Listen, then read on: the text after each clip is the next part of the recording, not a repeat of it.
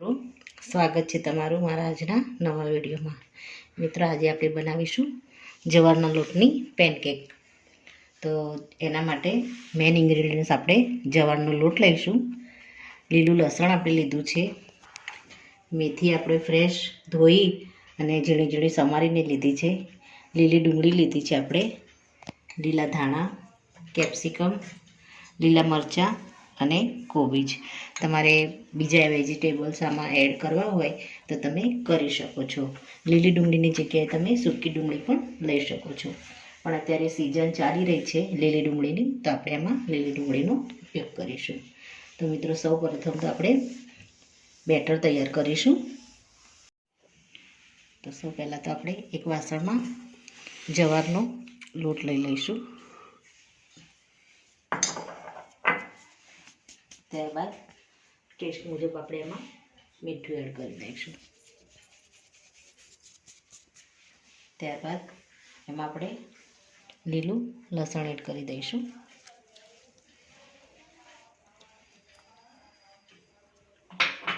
ત્યારબાદ તેમાં આપણે મેથી એડ કરી દઈશું.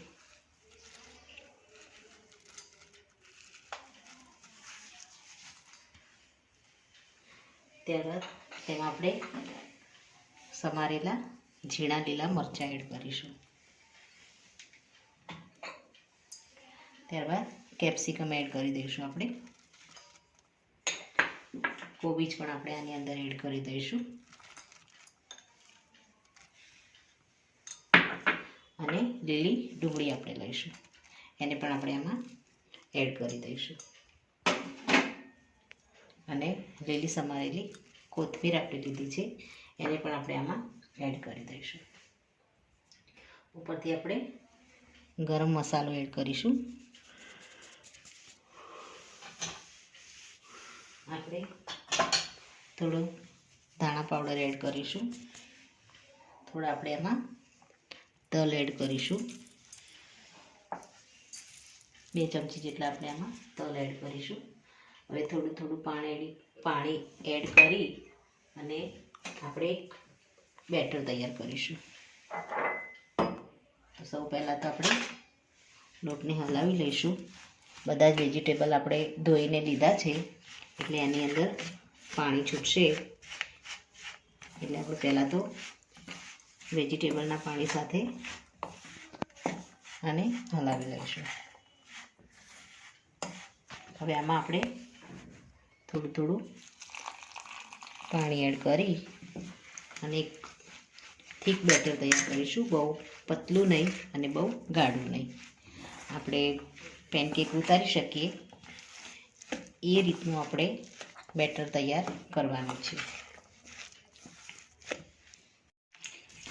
મિત્રો, આપણે બેટર પાણી રેડી તૈયાર કર્યું છે. આમાં આપણે બાઇન્ડિંગ માટે થોડું બેસન એડ કરી દઈશું, 2 ચમચી જેટલું.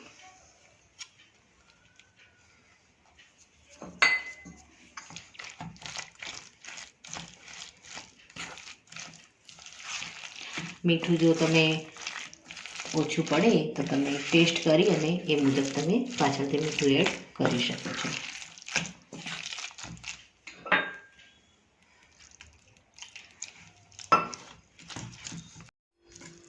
તો મિત્રો, આપણે પેનકેક માટેનું બેટર રેડી કરી દીધું છે.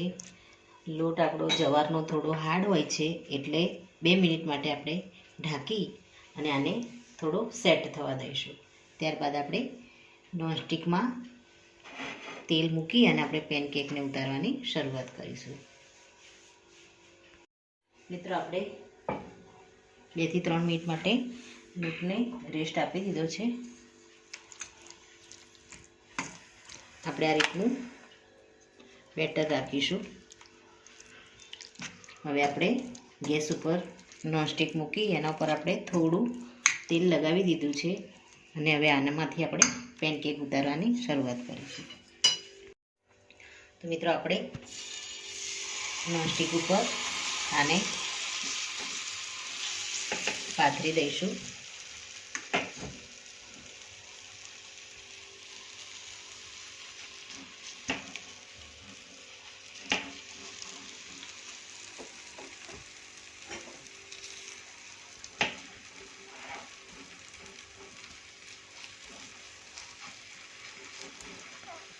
રીતે હળવા હાથે આપણે આને પાથરી દેવાનું.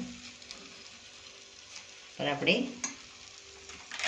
થોડા ચીલી ફ્લેક્સ એડ કરી દઈશું.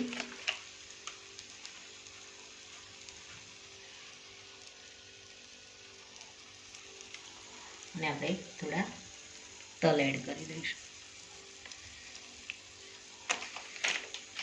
ત્યારબાદ આને ઢાંકી અને આપણે 2 થી 3 મિનિટ માટે કૂક થવા દઈશું. મિત્રો આપણે આને ચેક કરી લઈશું.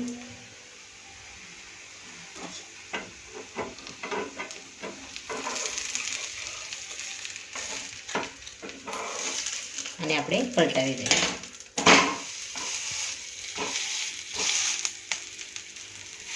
નીચેની સાઈડ પણ આપણે ધીમા તાપે આને થવા દઈશું.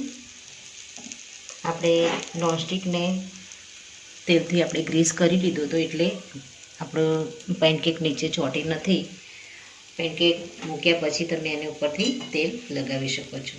તો મિત્રો આને પણ આપણે નીચેની સાઈડથી થવા દઈશું.